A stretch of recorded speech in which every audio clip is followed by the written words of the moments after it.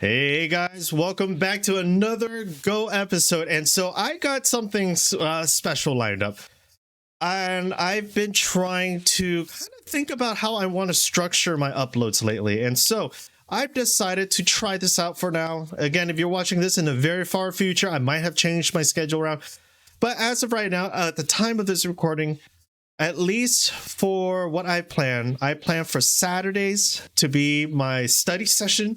So if you guys tune in on Saturdays, that's when I will go over pretty much professional games and see if I can analyze how they're playing and predict their moves and more so stuff like that. And so if you guys want to join me on Saturdays, go ahead and join me on Saturdays when I upload those videos. Now, Sundays, however, I am going to probably have that as a review day.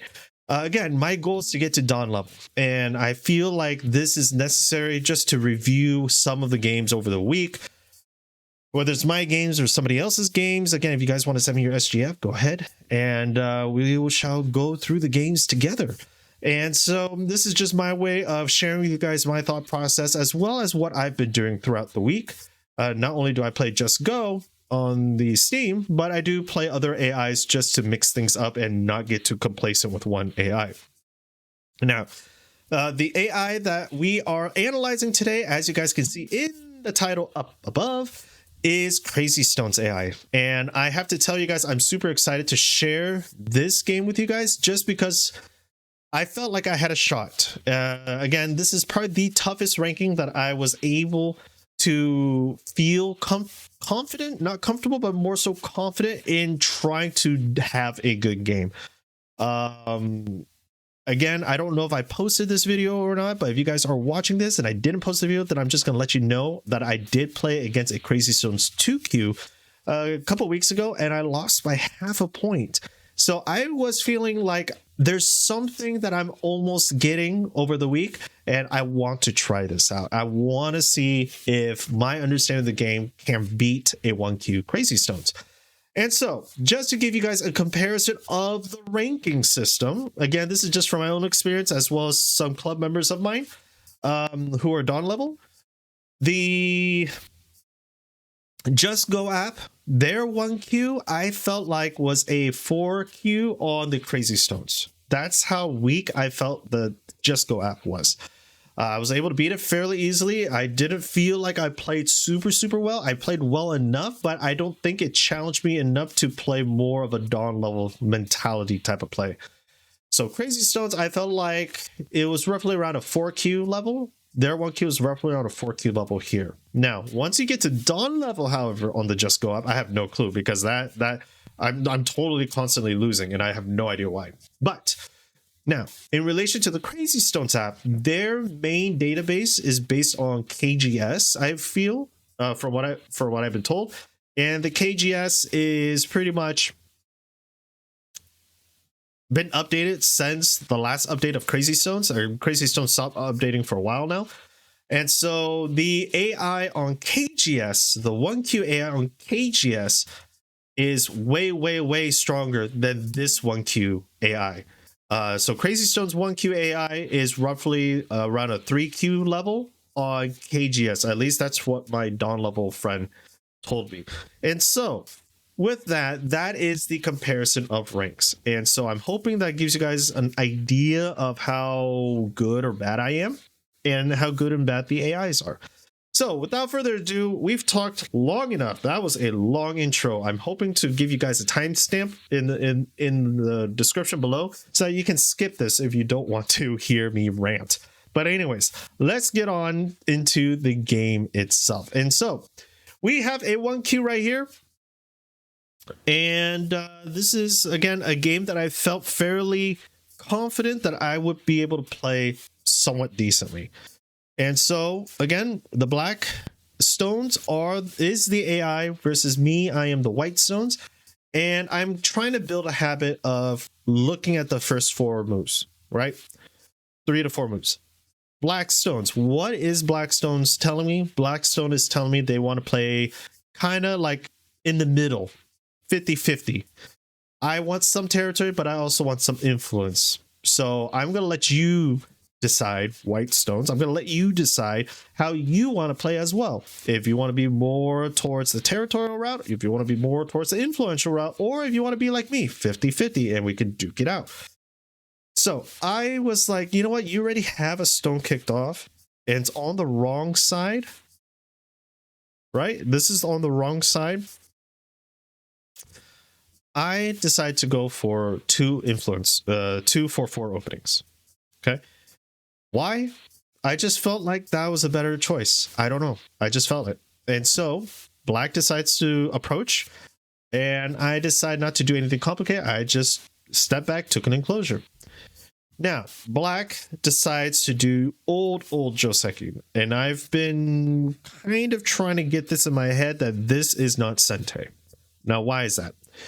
Well, if I decide to play elsewhere, say right here, I approach, and we decide to go through Joseki here, okay? Boom, and maybe I'll do, maybe a third line right here.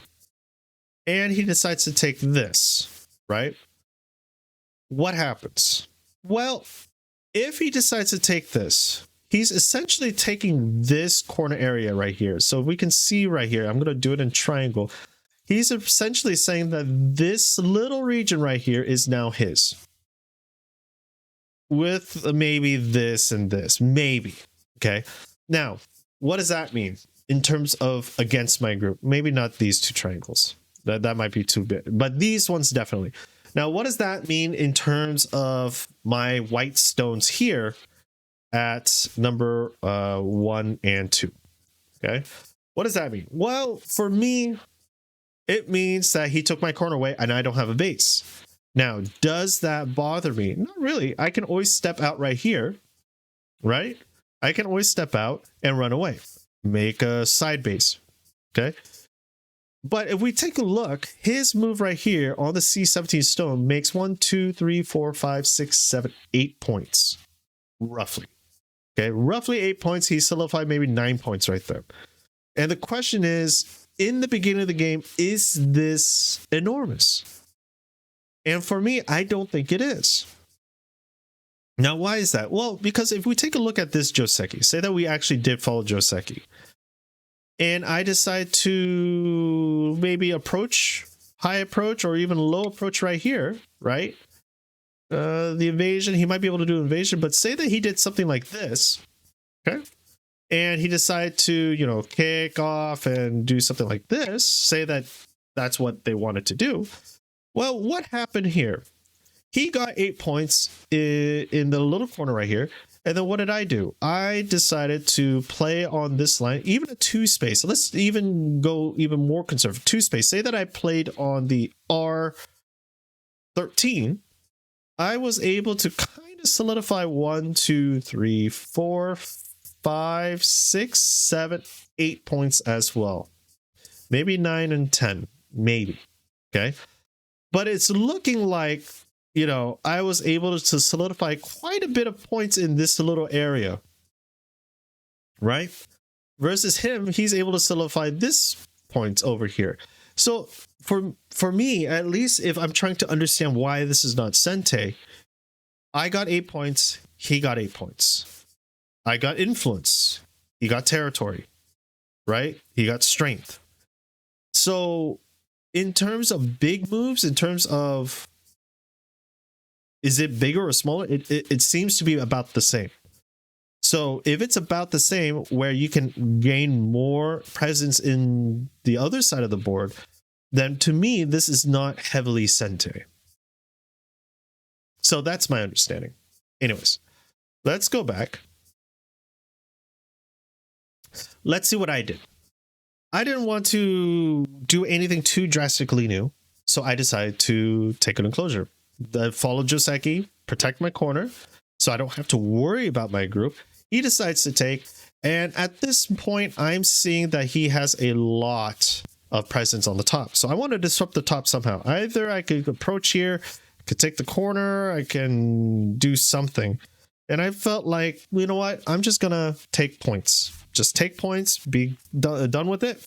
And so we decided to do this variation right here. and I decided to do Joseki. Now,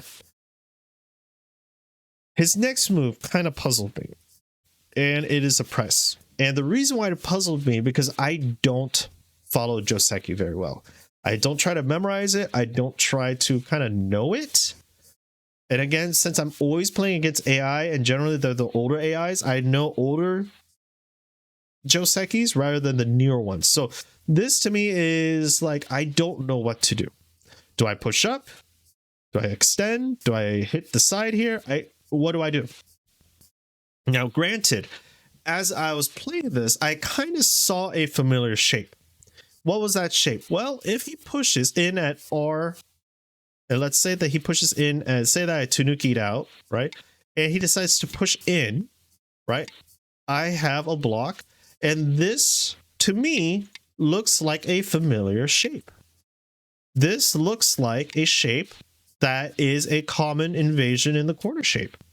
If he plays here, I play here. He pokes, I go down, right?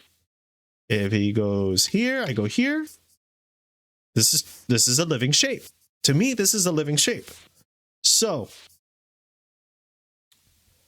what eventually did I need to do so that I can avoid Sente? Well, if you guys saw, eventually I would have to, at the end of the day, push out at the S13 route. All of this was already given, right? All of these moves are already given. If he pushes into my corner, pushes me on the first line, this is already given. It's this move where he could change the variation slightly to the point where I have to defend and respond. So say for instance, I didn't. Say for instance, he pushes here, I push down, and then he did Joseki right here, right? And I didn't do anything else, right? Is say that I like, oh, I'm alive, you know, yada, yada, yada. And say that I decide to take this corner here. Then what happens? Well, he pushes here, right? Or he pushes down. Okay, say that I decide to make another move. This is a 2-move readout. Whoops. And say that he does this. Okay. I will most likely push back. He plays in the corner right here. Uh-oh, I'm in trouble. Now, why is that? Well, I don't have 2 eyes, right? This is not an eye. And I'm feeling very, very lost. Like, if he plays here, for instance, I would most likely have to play here. And if you guys take a look, right? Say that we continue this out fully, right? Say that we continue this out fully, right? What happens? I cut, he Ataris, I push here, right? Push down, I take, he kills. It is a dead shape. So just having this extension down, but me being able to move twice elsewhere, eventually I would have to come back and answer it. But what I saw was just extend, because I know that this will be Sente later on. If he pushes, even if he drops down, it kind of hurts him because I get to take. So I'm just going to extend. That alone should save the corner invasion, and I am completely safe. I don't have to worry too much. I don't have to do much. And that's what I did. He decides to extend with me, and this is where I'm like, okay, I'm safe. Even if he turns, not a big deal. Let's Tanuki. So I Tanuki. Now, granted, this might have been a move that I didn't have to do.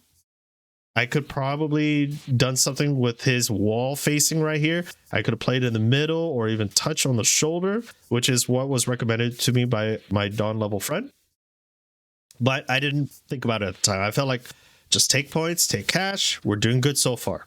Okay. He decides to take his own side, which is very strong because he's on the 3rd line.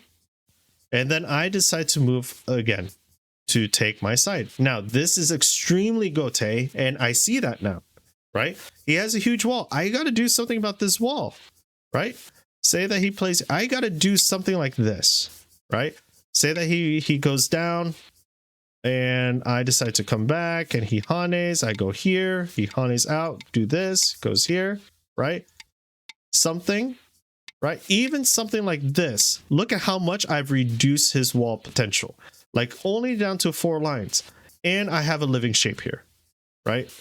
I can Hane, he has to come back and fix his cuts, and then I'm out. Or actually, I should protect my cut right here. But look at how much he's reduced by. I'm pushing him on the third line. I have complete center influence. That would have been better. Okay? But I didn't do that. Now, what did I do? Well, after I played here, he decides to turn again. Not something that I need to worry about, but I felt like if I keep ignoring, I might be in trouble. So I decided to just extend down one.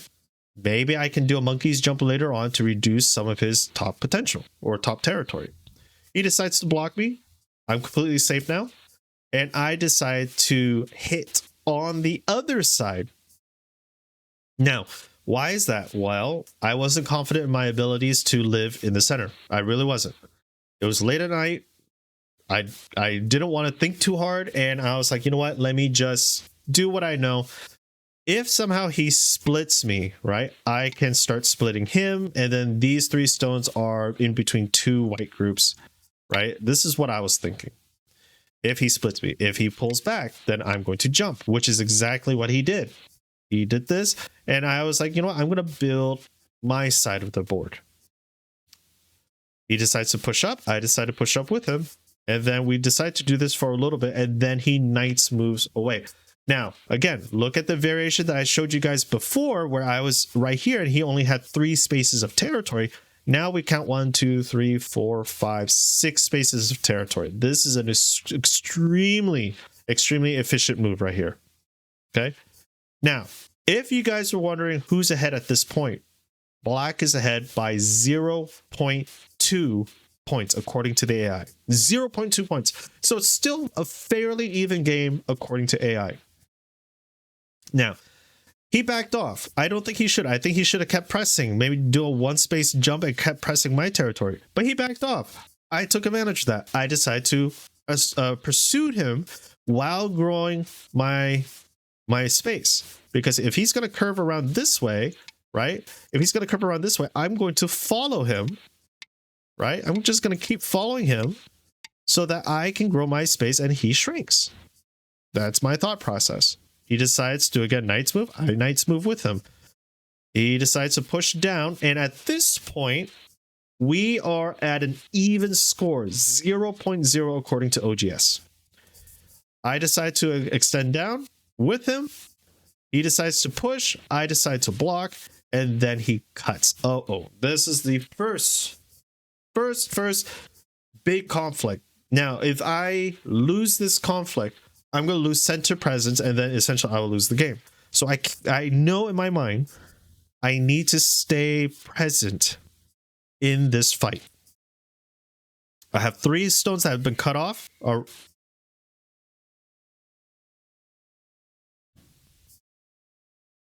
Give me a second. Okay, sorry about that, guys.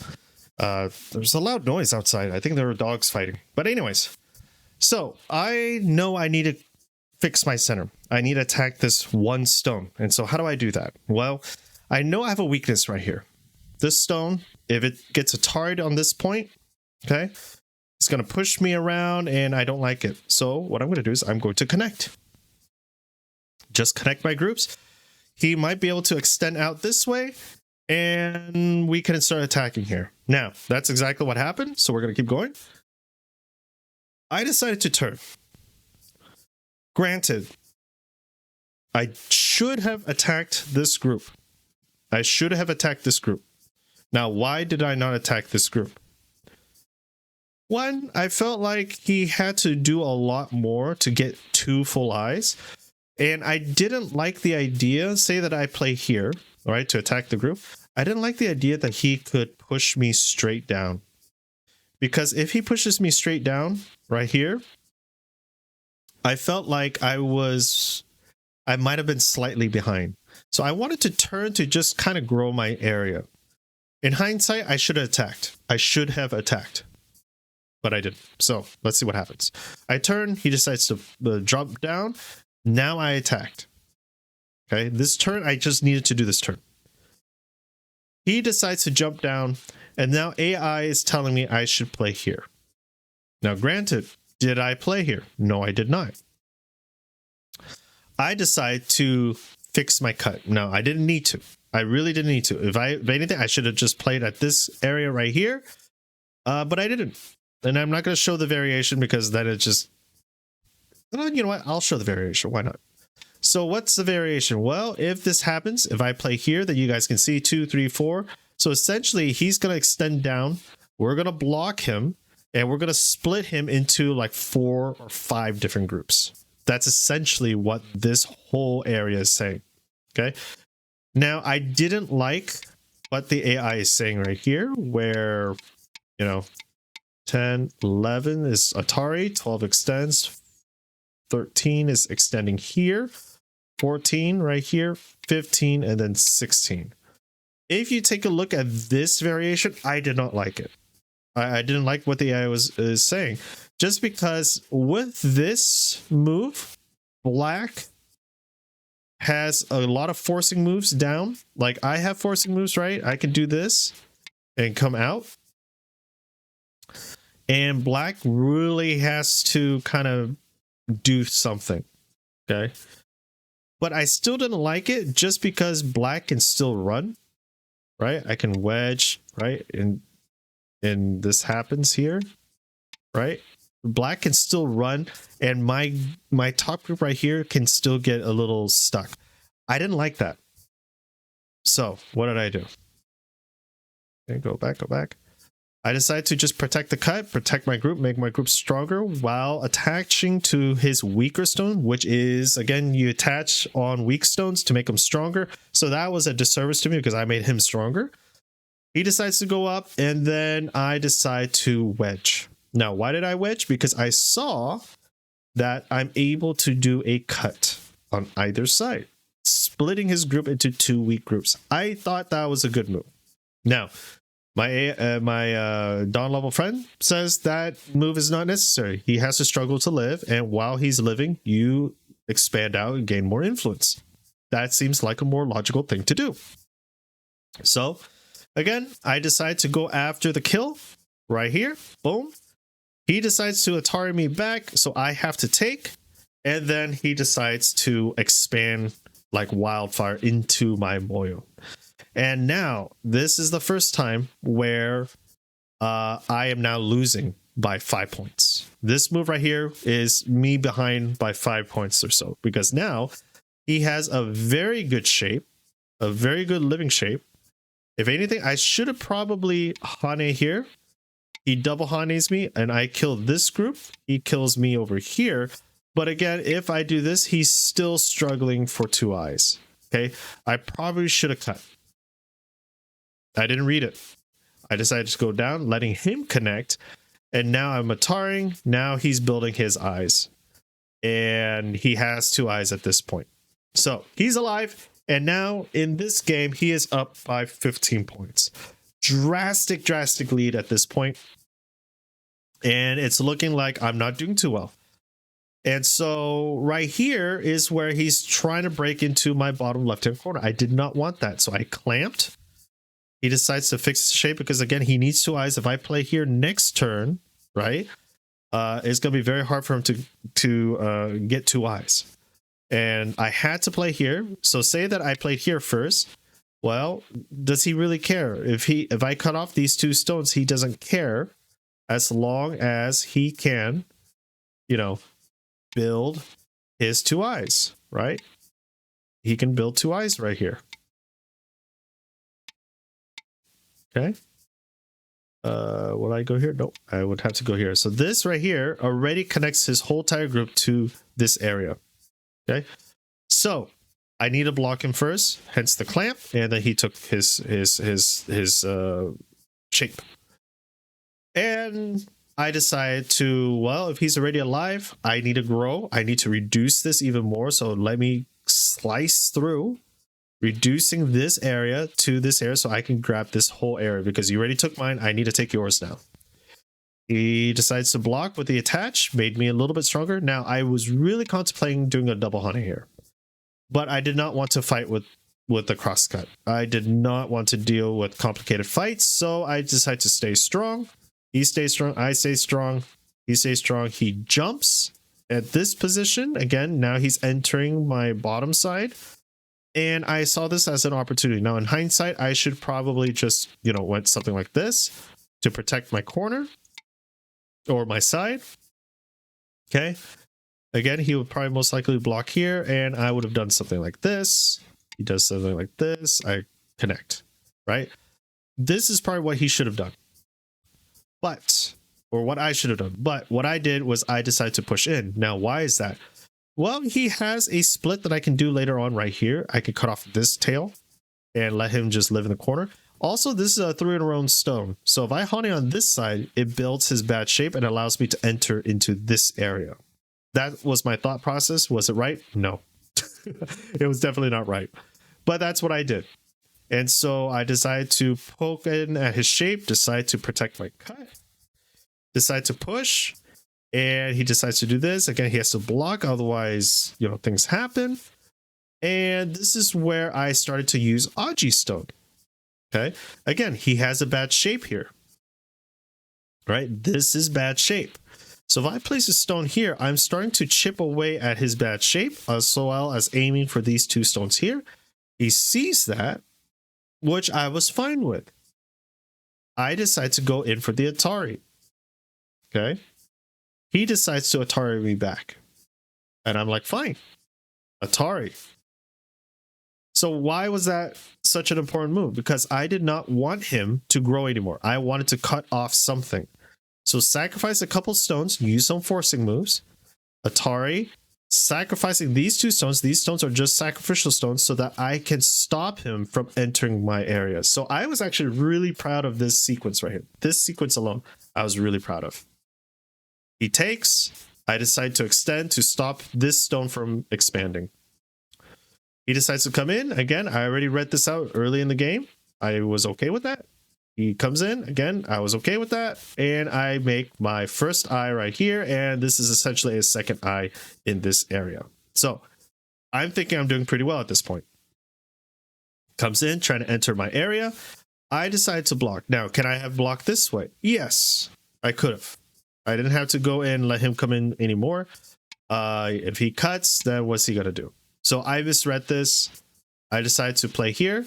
Again, at this point, black is still ahead by 17.5 points. I am desperately behind right here. And then he decides to come into this area. Now, again, he's trying to reduce me, but I'm fairly confident that this is all connected. Maybe a wedge here and there, but I see that I can still make it. But to really capitalize on the wedge forming here, I decide to do the wedge first, threatening to kind of slice off this whole area and really take that as mine. Okay. If I'm able to slice this off, he can reduce this all he wants. He's not going to get me any points. So why not? I decide to come in. He decides to block. I decide to Atari.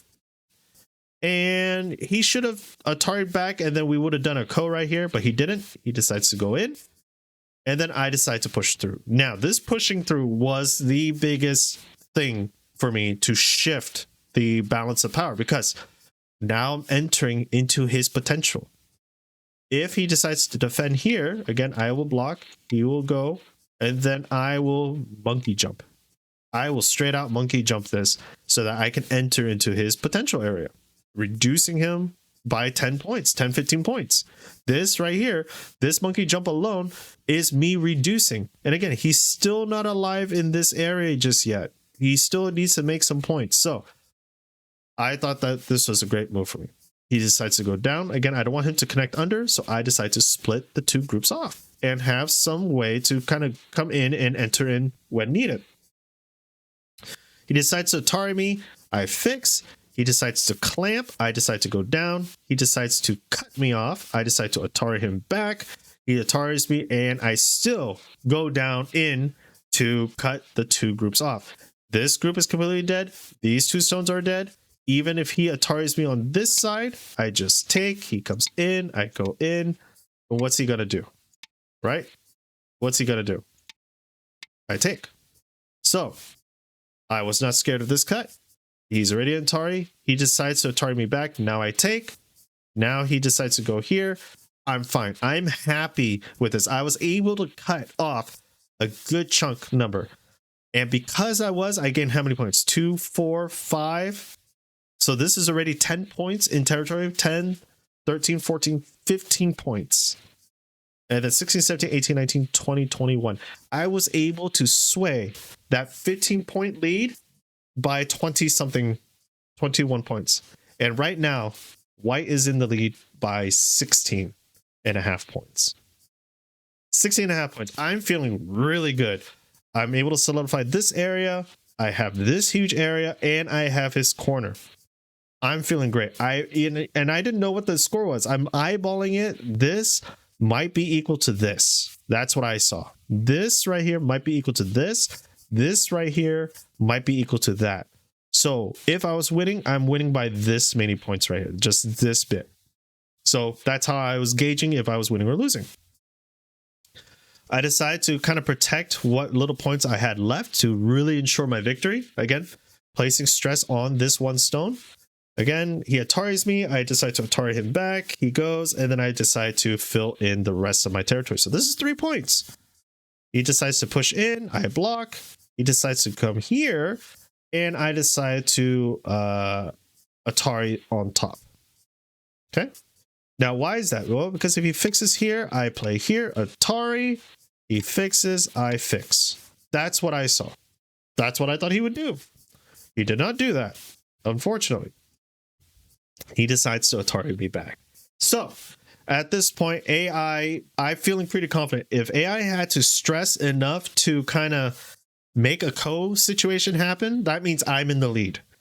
And if I'm in the lead, I need to make sure that I don't lose this because the could be really bad for me. So I took the and again, he's an Atari on 2 sides. I feel good. He decides to Atari me. I have to take. He takes it back. Now the question is, what is a good code threat? A code threat is forcing moves. What is a good forcing move? Well, if somehow he survives in this area and I have to block him off, this is a 2, 4, 6, 8, 10 point reduction on my end. So that means I need to find a way to reduce him by also 10 points. So because if I drew the line straight down, that's how much I need to reduce him by. So I have a couple options. I can push up right here, threatening to take these 5 stones. I can push out right here, threatening to kind of ruin his day over here. I can push out right here, threatening to come out and ruining his day. And I have this move right here to come out and ruin his day. Well, what did I decide to do? I decided to play out. Push out. He blocks. I take. He finds another co-threat coming out. I block. He takes. And now the question is, what do I keep doing? Well, I found that if he took the right, I would need about 2 or 3 moves in this area to kind of attack something and try to kill something. So I saw this cut right here. If I just went down, right? Say that I did this and he took. And I did this, okay? And he did this, right? And I did, and I just connected and he did this, right? And he fills. Again, if I go down here, he goes here, I go here, right? He goes here, and I will go, I don't know, out.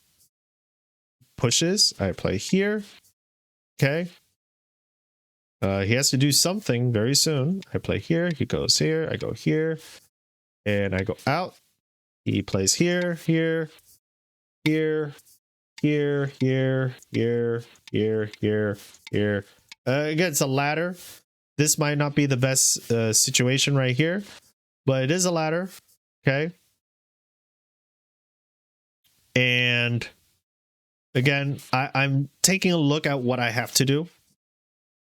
I just saw that things might be in my benefit. Again, I didn't read it out that much. I read it out to this point, and I saw that if he cut me at this point, Atari, out, down, or out some more.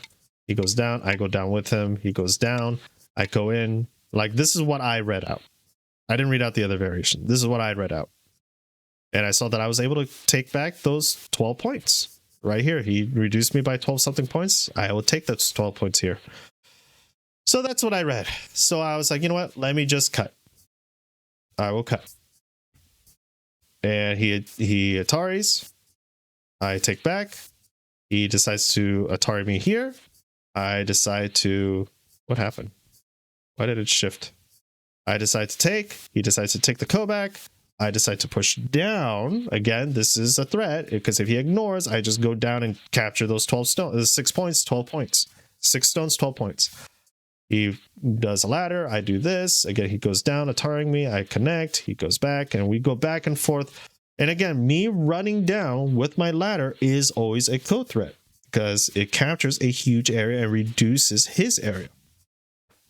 Again, so I'm just constantly just moving down, and eventually what happens as we go back and forth, I take, back and forth, I take, he decides to go here, back and forth, I take, he decides to play right here into my 1 point stone.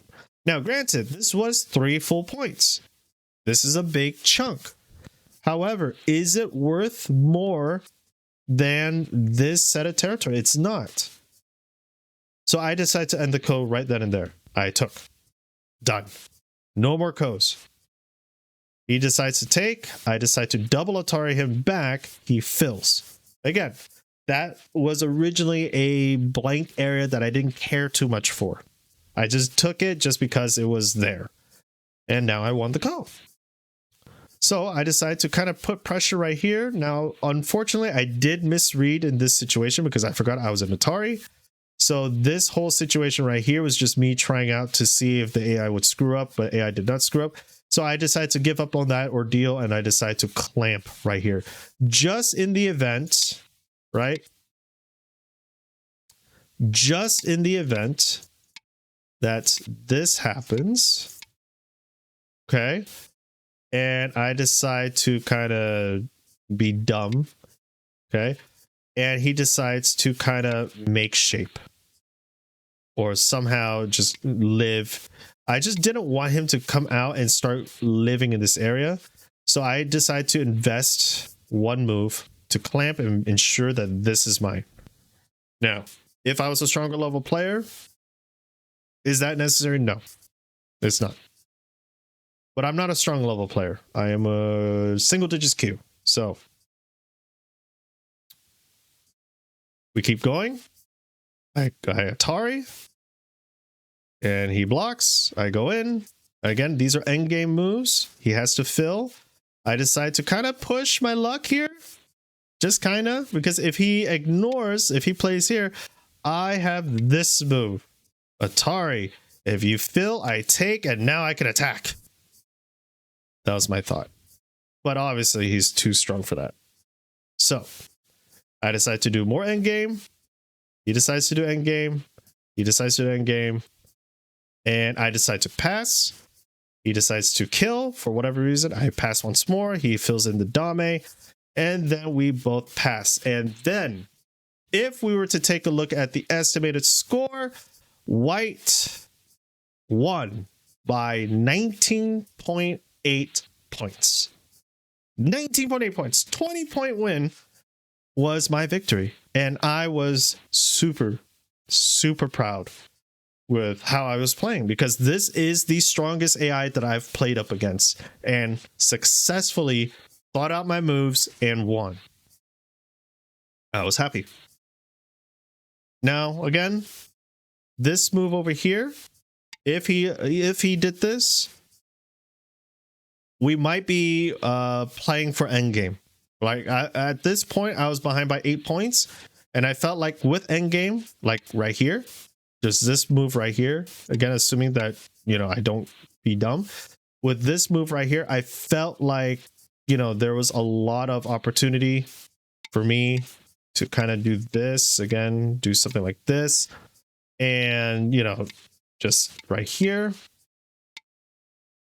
Okay. Maybe he does this and does this, right?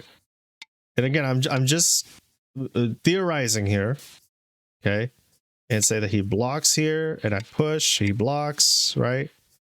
What else? I block here, right? And he pushes here, I push here, right? Say that this was the final tally right here. Okay. He has to fill. Say that this was the final tally. Again, I don't see any more moves. Not that I can see. Let's see. If we did this, oh, he has to fill here too. Okay. Let's say that I do this. He does this, right? And then we play for Ko. Okay. But at this point, if we estimate the score, black is winning by 1 point. Okay. I felt like with endgame, I had a chance to kind of, oh, and there was another endgame move right here I didn't see. Okay. Let's go back. Say that, you know, black played here. And, you know, I decide to play here. He goes in, I go here. Takes, you know, go up. He does this. I go here. Does this, and I go here. Again, I don't know. Okay. But say that this happened. And he does this. Okay. Say that this does happen. Then we estimate score. I'm winning by 1 point. So I felt like even if he didn't push here, I can still do proper endgame to get those 8 points back. Again, it's not that hard to get 8 points in endgame, and I felt like my endgame got a lot better. And so there you have it. I felt really confident while playing the game. Again, I wasn't super multi-distracted as usual, and I just thought out my moves. I kept it going, kept it reasonable. Didn't play overextension moves. If anything, I was a little too cautious in this game, but I felt like that was in my benefit. So anyways, I hope that you guys enjoyed. This was my review of my game. Granted, a lot of the extra moves that I showed you guys was from my Dawn level friend, and so thank you again for the Dawn level review. Again, I won't say his name on YouTube, but he did help me out a lot with reviewing my game, and so I wanted to share that with you guys and hope you guys enjoyed it. Until next time, I will see you everyone in the next video. Take care, everybody.